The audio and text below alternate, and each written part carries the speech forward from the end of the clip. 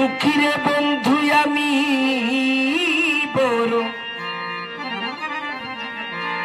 দুঃখী, তোমায় পাইলে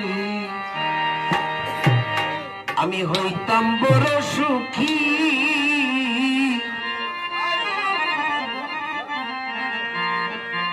কোন পথে শিবা তুমি আশাই চাইয়া থাকি সাফিমা